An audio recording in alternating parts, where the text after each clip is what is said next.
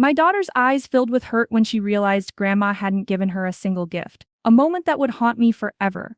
In the days leading up to the party, Lily had been buzzing with excitement about Grandma Elaine's 70th birthday. She told anyone who would listen how Grandma was finally going to notice her. I hugged my daughter tight each time she asked, "She loves you, right?" and whispered, "Always, sweetheart." The morning of the barbecue, butterflies danced in my stomach. As we stepped out of the car, I smoothed Lily's sundress again. "You look so pretty," I told her. She beamed up at me. Elaine stood on the porch in her favorite turquoise dress and waved a plate of homemade cookies. "There they are, my beautiful girls," she cried. Lily ran forward with a squeal. Elaine scooped her into a tight hug and planted a kiss on her forehead. I laughed and told Elaine how lucky she was to have such a sweet granddaughter. Elaine gave me a warm grin. But then, just for a moment, I swear I saw something flash in her eyes, and her gaze drifted away as Lily stood proudly before her. Cousins scampered across the lawn, under a bright summer sun. Streamers and balloons fluttered in the warm breeze, and the smell of barbecue and flowering jasmine filled the air. Children chased bubbles and tossed beach balls. My heart swelled watching Lily run to join them. She clutched her little pink purse as Grandma cleared her throat. Every other child's name had been called: Jenny with her sparkly doll, Tommy with his toy car, the twins with matching kites. Each child cheered as Elaine handed out a beautifully wrapped present. Lily clapped along, rosy-cheeked and believing with all her heart she was next. "She must have brought one for me," Lily whispered, bouncing a little on her toes. I nodded, squeezing her hand. Then it was Lily's turn. For a moment, everything seemed perfect. Elaine turned and smiled warmly at Lily. "All right, sweetheart," she said, reaching out. Lily's eyes widened in delight, and she stepped forward. My pulse raced. After all those birthday wishes and whispered hopes, Grandma was finally giving Lily her gift. But suddenly Grandma's hands faltered. The gift hovered, then tilted, and slipped onto the grass. Lily's small hands reached out. Too late, the box hit the ground and bounced under the hibiscus bush. Lily stood stunned, her smile gone. The cousins around her froze, noticing the silence too. Lily's breath caught in her throat. "Grandma?" Lily's voice was a tiny tremulous whisper. She took a small step closer. "Where's my gift?" The garden party's laughter and music turned quiet. My heart lurched. Grandma Elaine's eyes widened for a split second, as if realizing what happened. But then she plastered on a practiced smile and quickly turned to hand the next present to another child. I felt my blood run cold. Lily remained on the grass, giftless, while every cousin had a shiny package. Grandma Elaine cleared her throat and said in a light tone, "Oh dear, maybe we got these mixed up." She patted the air toward Lily as if shooing a butterfly. "Enjoy your cousin's presents, pumpkin. I'm sure there'll be something for you later." She hummed a little tune and stepped aside, joining the chatter again as if nothing had happened. That casual dismissal hit me like a blast of ice. I felt hot tears spring to my eyes. Lily clung to me terrified. My heart ached with guilt and rage. How could she do this to our Lily? I hugged my daughter so tightly her sobs muffled against my shoulder.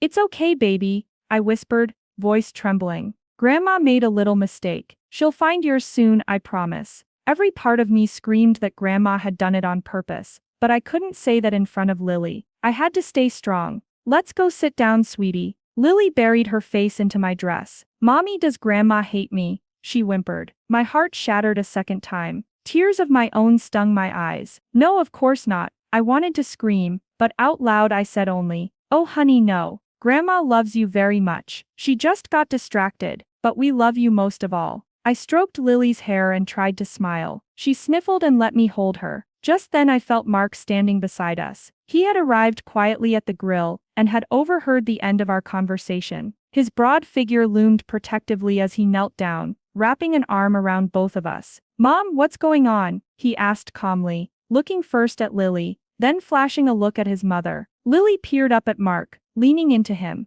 Elaine's face reddened. She fiddled with the cookie plate. "Oh Mark," she said, breezily, "your daughter is fine. We just had so many gifts, I must have mixed up the tags." She waved her hand nonchalantly, dismissing it. My fists clenched hidden behind Lily's back. I saw fury flash in Mark's eyes, but he kept his tone soft. "Mom, she's our daughter," he said quietly. "We don't just forget her." Lily's sitting there with nothing. Elaine's shoulders tensed. She cleared her throat, looking away for a moment. We walked over to a shaded porch. Lily nuzzled into Mark, whimpering a little. I sat beside them on a bench, still holding my daughter. Mark rested his hand on Lily's shoulder, glaring at Elaine only with his eyes. We gave Lily a sip of cold lemonade and a slice of watermelon to distract her. I kept talking gently to Lily about her school play and what we'd do later. Mark quietly tightened his grip around our daughter. I realized he was furious, but he wouldn't make a scene in front of everyone. The sun began to dip in the sky. Finally, Mark stood and cleared his throat. "Everyone," he called out,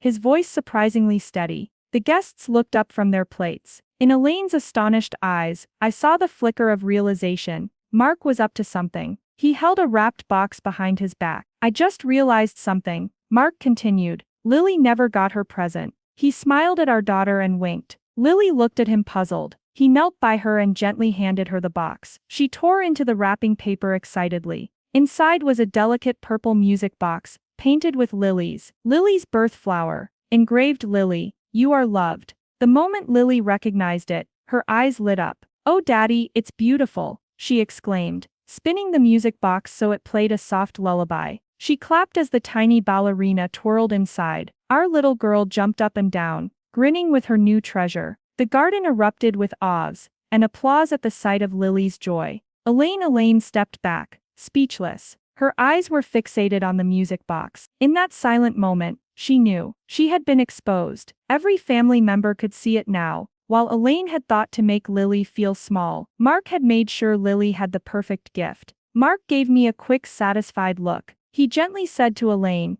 "Happy birthday, Mom. Lily does have something special after all." Then he scooped Lily up and walked away toward the house. Lily waved at Grandma over her shoulder, the music box playing. Hand in hand, we left the party. The warm evening breeze felt soothing on my face. Lily hummed along with her music box's tune. I looked at Mark and let out a breath I'd been holding. We had done it. Later at home, Lily slept soundly clutching that music box. Mark and I sat in the living room quietly reliving the moment. I realized that day had unfolded exactly as it should. Elaine had left hurting a bit of pride, but Lily had been showered with love from her parents. The next day, Elaine came to apologize. I answered the door to find her looking very small. "Emily," she said shakily, "I'm so sorry. I wasn't thinking. I love Lily so much." My anger had already softened into sadness for her. I gave her a hug. "It's all right," I told her gently. "Lily's happy now. That's what matters." From that day on, Elaine was careful. She asked Lily about her day, let her lead the way at family gatherings. She never forgot her again.